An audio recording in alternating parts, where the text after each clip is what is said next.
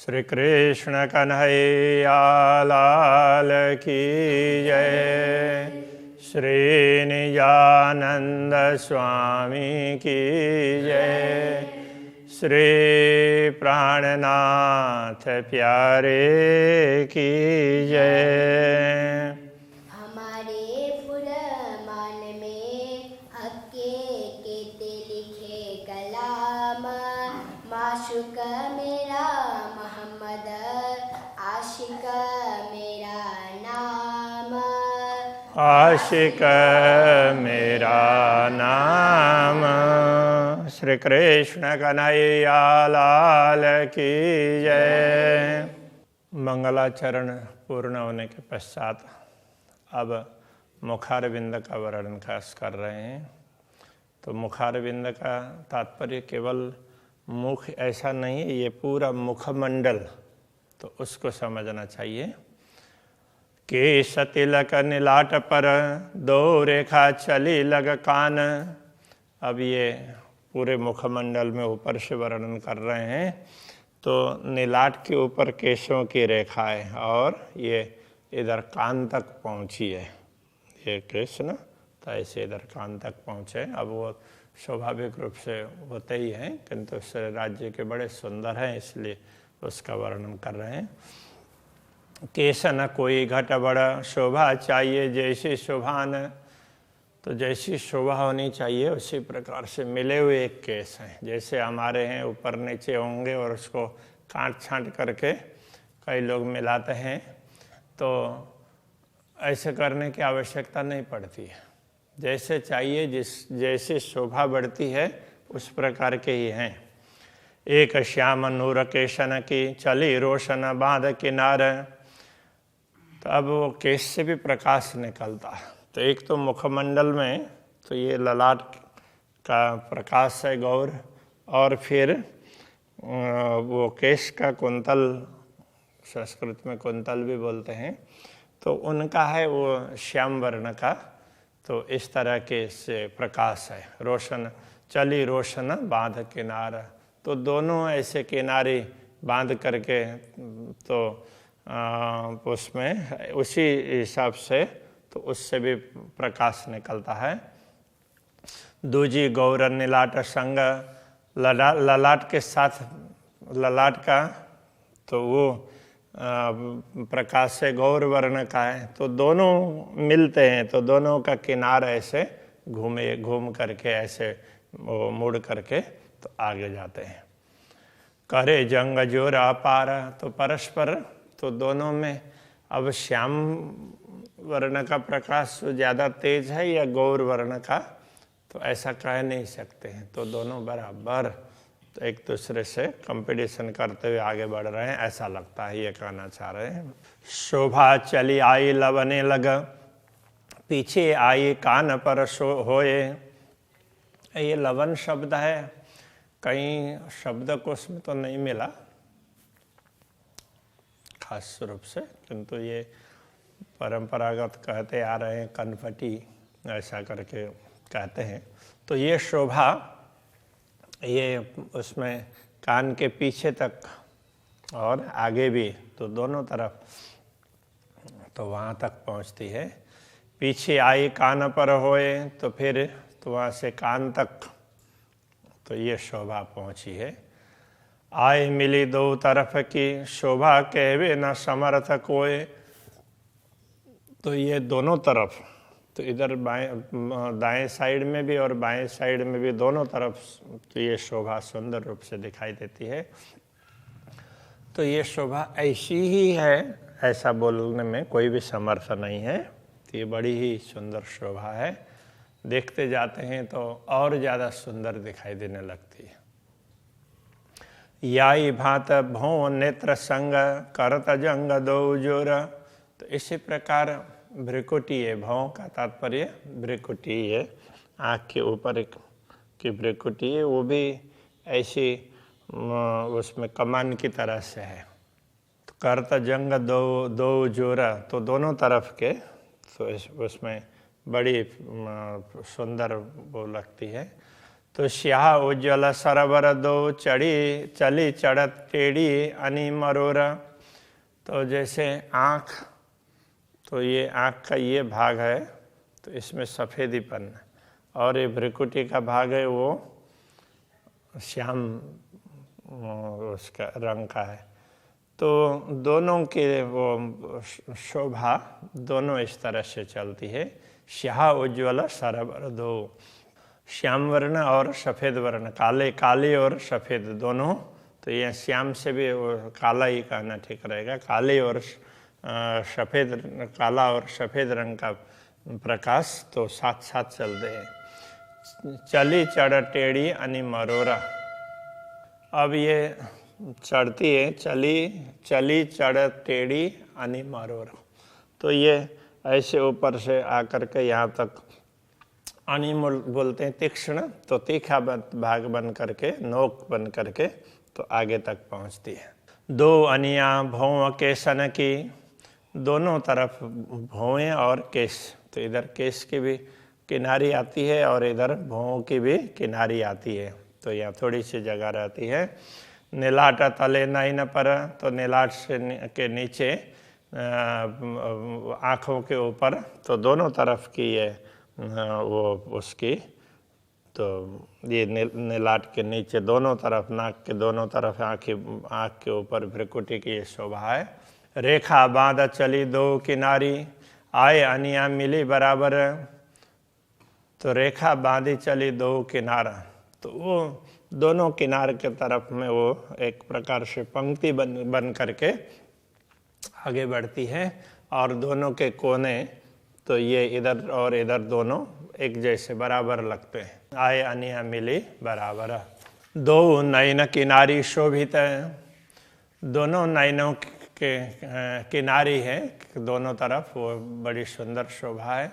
घटा बड़ा कोई न केस, तो उसमें केस कम ज़्यादा ऐसे नहीं है आँखों के दोनों तरफ। और ये भ्रिकुटी में भी तो ये दोनों तरफ है, तो वो जैसा चाहिए उसी प्रकार से है। स्याह उज्ज्वल दो लहरता है, कोई दे ना किसी को रेश। तो स्याह तो ये काला रंग और उज्ज्वल सफ़ेद रंग दोनों लड़ते हैं, मतलब दोनों प्रकाश है, मानो परस्पर वो द्वंद्व कर रहे हो ना। तो इस प्रकार से कोई दे न सके किसी को रेश, और किसी को भी वो परास्त नहीं कर पाते। रेश तो उसको वो परास्त करना, उसको किसी को हराना, उस अर्थ में। तिलक नीलाट न किन किया, असल बन्यो रोशन। अब ललाट में तिलक की शोभा है, वो मानो तिलक करते हैं हम उस प्रकार से नहीं है, हमें वो रोज ही राज्य करते हो, करना पड़ता हो, वो तो राज्य ने जैसा चाहा उसी प्रकार का, तो उसमें से नीलाट से ही उस प्रकार की चमक निकलती है, तो उसी से पता चलता है कि तिलक है। तो तिलक उस प्रकार से देखेगा, क्योंकि सभी वस्त्र आभूषण वगैरह सारे वो प्रकाश से ही है ना। तो ये तिलक भी एक प्रकार से तो बाहर से लगाया हुआ है, तो आभूषण की भांति ही, तो इस प्रकार से ये है। कई रंग खूबी छिन में, शोभा गिनती हो न किन। क्षण क्षण में तो उसमें अलग अलग प्रकार के रंग दिखाई देते हैं, तो इसलिए इसकी शोभा ऐसी ही है, तो ऐसा बोल नहीं सकते। देह इंद्री फरेब की, देखत इत फना। देह इंद्री फरेब की, देह की, इस देह की इंद्रियां हैं, ये तो झूठ की है। देखत इत फना, तो यहाँ ये झूठ में दिखाई देती है, ये इंद्रियां अलग अलग है ऐसी, ये नश्वर देह की। हाँ, सो क्यों कहे बका सुभान मुख, इन अंग की जो रसना। ऐसे नश्वर देह की जो रसना जिह्वा है, वो अक्षरातीत पूर्ण ब्रह्म परमात्मा के मुखारविंद की शोभा का वर्णन कैसे कर पाएगी। तो ऐसा इसलिए कह रहे हैं कि ये इस देह की इंद्रियां हैं, तो अक्षरातीत के अखंड स्वरूप का वर्णन नहीं कर सकती। नासिका कसूरत की, ये जो श्वास देत कुछ बोए, तो अब नासिका की बात कर रहे हैं। तो नासिका अक्षरातीत धामधनी के दिव्य स्वरूप में, उनके मुखारविंद में नासिका है, मुखमंडल में। तो नासिका के गुण क्या है? तो कह रहे हैं ये जो स्वाद देत खुशबोए, इससे सुगंधी, इस श्वास देत खुशबोए, इससे श्वास प्रश्वास लेते हैं ना, तो जो बाहर श्वास छोड़ते हैं तो उससे सुगंध निकलती है। ब्रह्मांड फोड़े इतावत, तो वो सुगंध तो इस यहाँ नश्वर दुनिया तक पहुँचती है, उनके पूरे ब्रह्मांड को पार करके यहाँ तक पहुँच गई। वैसा इत रूह वास लेत सोए, तो ब्रह्मा आत्माएं स्वयं को नश्वर जगत में मानती है तो भी इस सुगंधि को ले सकती है। बिना मोह बिना कोई ना ले सके हक नासिका गुण, अक्षरातीत धामधनी के नासिका के ये गुण हैं। ब्रह्मात्माओं के अतिरिक्त दूसरों को इनका लाभ नहीं मिलता है। कया अरस हक वतन, सो किया दिल जिन, तो जिनके दिल को, जिन ब्रह्मात्माओं के हृदय को पूर्ण ब्रह्म परमात्मा ने तो अपना घर परमधाम बना दिया है, वो उनके हृदय में विराजमान हो गए हैं। तो इसलिए ब्रह्मात्माएं उनके नासिका के सुगंध को ले सकती है। हक सूरत की बारीकियाँ ये जाने अरस अरवाए, अक्षरातीत धामधनी के स्वरूप में जो भी ऐसी सूक्ष्मताएं हैं उसको ब्रह्मात्माएं ही समझ सकती है। हक सूरत तो जान ही जो कोई और होए इब्तदाए, तो इब्तदाए का तात्पर्य आदि काल में, तो इस सृष्टि से पूर्व दूसरे कोई होते, उनका किसी का अस्तित्व होता, वो जान सकते ना। तो अक्षरातीत धामधनी के समक्ष तो ब्रह्मात्मा ही है, इसलिए दूसरों को कुछ भी मालूम नहीं है। तीन खूने तले नासिका, खूना चढ़ता चौथा ऊपर, तो नासिका में नीचे 3 कोने हैं। अब उसमें जैसे नासिका को देखते हैं तो ये हो गया और ऐसे, और ये ऐसे मिला करके, तो ये तो उस प्रकार का वो कोना बनता है। तो नासिका में 3 कोने बनते हैं। खूना चढ़ता चौथा ऊपर, तो अब ये यहाँ से लेकर के यहाँ ये, और फिर ये एक आ गया, तो एक यहाँ हो गया, इधर ये हो गया, एक इधर हो गया, 3 हो गए। चौथा ये ऊपर जाता है और यहाँ मिलता है, तो वो चौथा। ए खूबी जाने रूह अरस की, ए जो अनि आई नमती उतर, तो ब्रह्मात्मा ही इस विशेषता को जान सकती है कि ये जो अनि आई नमती उतरा। तो नासिका में ये कोना है, नासिका का अग्रभाग है, इसका कोण भी ऊपर से नीचे उतरता उतरता ये कोण, ये वही भाग ऊपर नुकीला, तो यहाँ आकर के नुकीला बनता है, तो बड़ा सुंदर लगता है। तो ये शोभा ब्रह्मात्मा ही जान सकती है। 2 छिद्रों के गिरदवाए यूं पाखड़ी फूल कटाव, तो दोनों छिद्र हैं नासिका के, और उसको थोड़ा सा ऐसा करके देखेंगे तो वो आईने में देखना पड़ेगा। तो ये भी कैसे लगेंगे? तो ये जैसे पंखुड़ी का किनार है ना, तो इस प्रकार का वो लगेगा, दोनों तरफ 2 पंखुड़ी।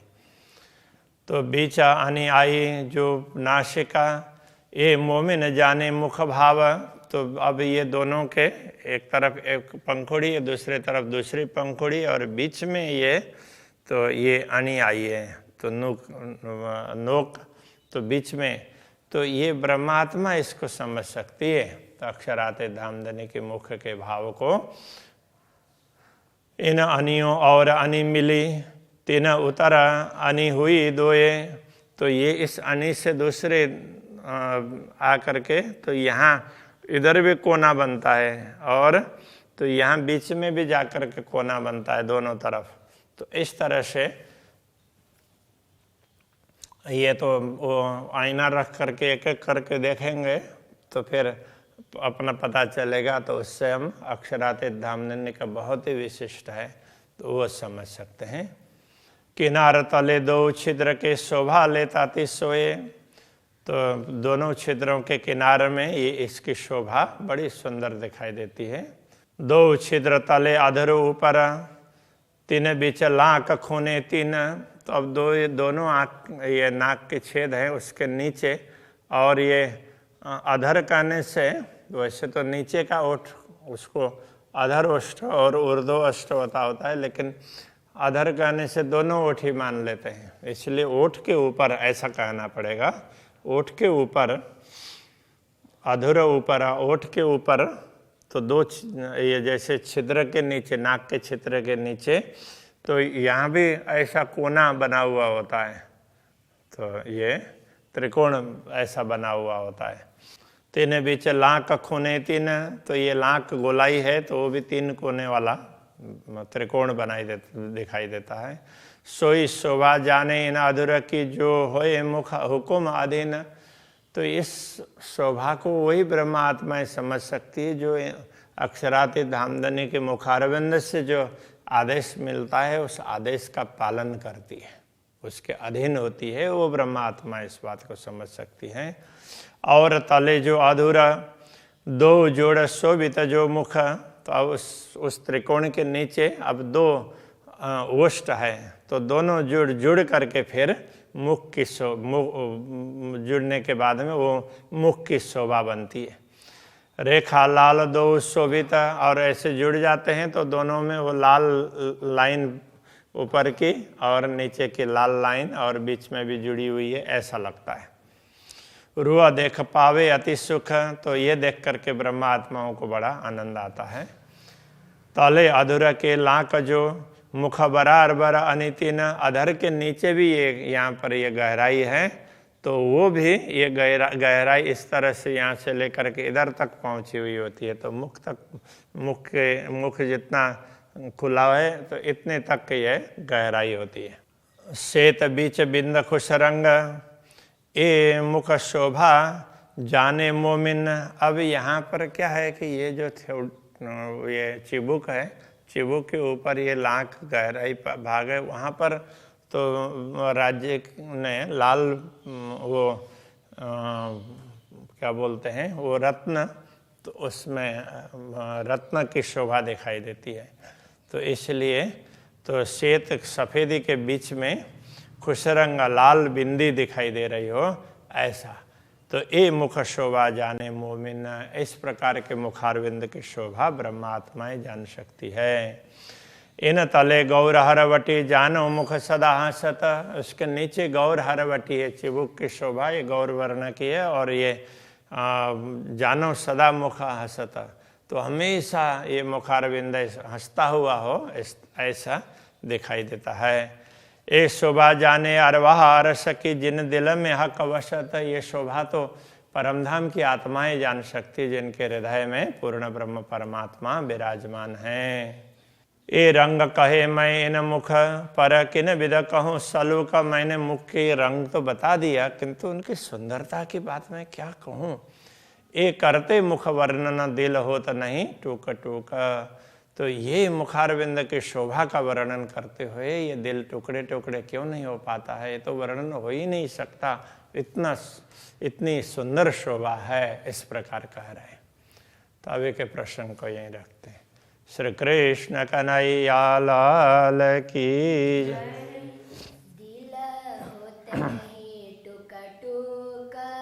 दिल होत नहीं टूक टूक, ए रंग कहे मैं इन मुख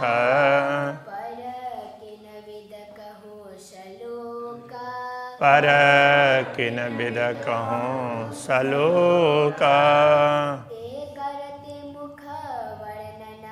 ए करते मुख वर्णना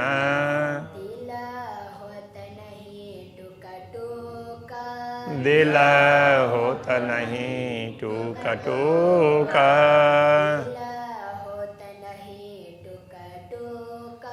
दिल होत नहीं टूक टूक।